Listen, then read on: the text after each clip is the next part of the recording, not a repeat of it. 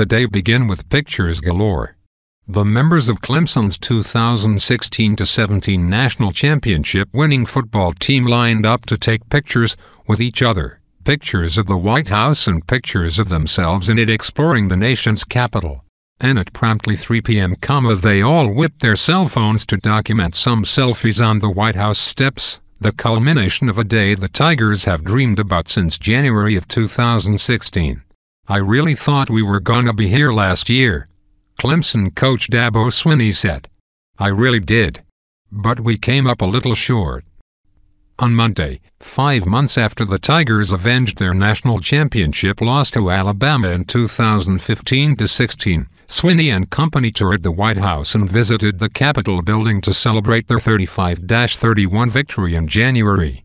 The Tigers, along with University President Jim Clements and Athletic Director Dan Radakovich, stood behind President Donald Trump as he welcomed them to Washington, D.C. and congratulated the Tigers on their accomplishment in front of a crowd that belted out the Clemson fight song.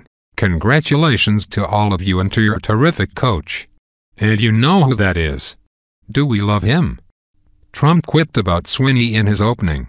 "I was with Patriots coach Bill Belichick and he said this guy's a real coach. That's a real compliment.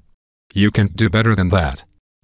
Trump went on to say that Clemson's win over Alabama was one of the greatest games he has ever watched, and he called up Deshaun Watson, Ben Boulware, Carlos Watkins and Hunter Renfrow specifically to shake their hands.